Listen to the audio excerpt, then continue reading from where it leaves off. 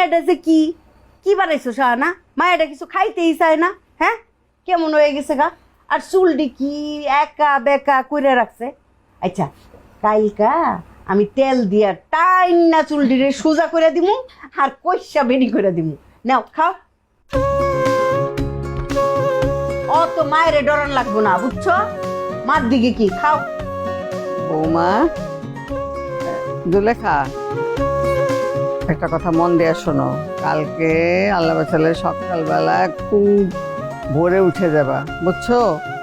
তারপরে নামাজ পড়া ওই রান্নাঘরে যাবা, গরুর দুধ আছে না, ভালো করে জাল দিয়া ঘন হলে ওই দুধ দিয়ে সেমাই পাক করবা। আমার দুই ছেলে নাতি দুধ সেমাই খুব পছন্দ করে, আর ওই যাতে করে সেমাই খেয়ে ওরা নামাজে যাইতে পারে। আম্মা, আপনি কোনো চিন্তা করেন না, আপনি ঘুম থেকে উঠেই দেখবেন যে টেবিলে সেমাই রেডি। ভাবি, সেমাই যখন রান্না করবেন একদম চিনি দেবেন না। আমি, আমার হাজবেন্ড, আমার মেয়ে আমরা কিন্তু একদম চিনি খাই না। বললা এটা কি কও শাহানা?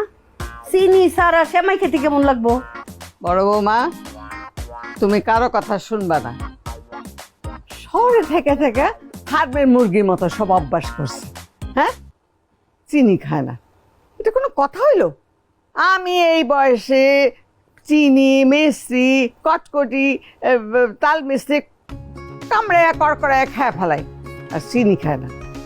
গ্রাম দেশে আসছে, ঈদের মধ্যে সব খাইতে হবে, একদিনের জন্য হইলেও খাইতে হবে, কিচ্ছু হবে না।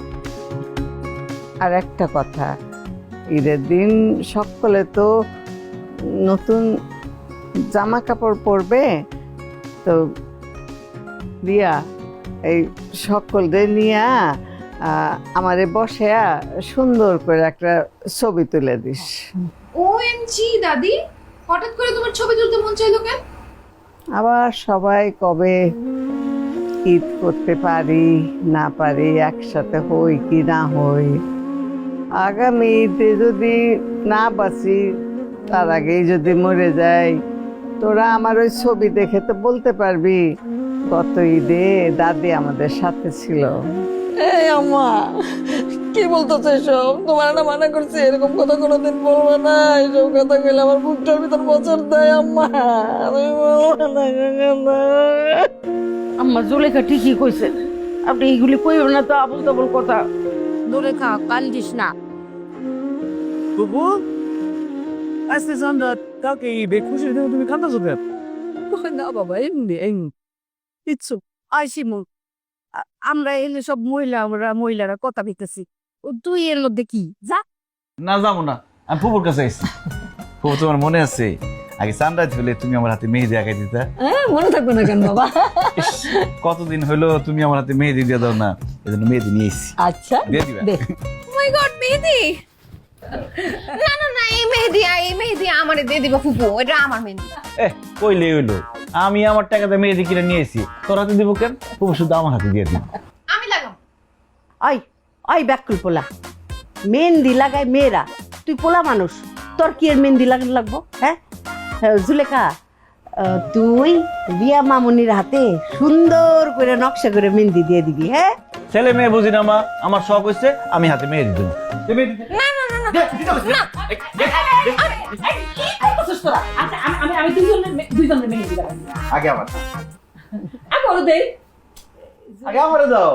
জুলেখা, ওই শিমুল রে আর রিয়া মামুনি রে যেহেতু মেহেন্দি দিয়ে দিবা, আমি না বহুত বছর হয়েছে মেহেন্দি দিই না, আমার হাতে একটু তোমার ভাইজানের নামটা লিখে দিবা। এই এই আমারও একটু দিয়ে দিস। হ্যাঁ, এই যে হাতের মাঝখানে এ লিখে দিবি। দাদি, হাতের মাঝখানে এই লিখবা কেন? এ দিয়া তোমার কোন আশিক হয়? আরে আমাকে দাদার নাম আলী আসগর, এই জন্যই লিখতে কইছে।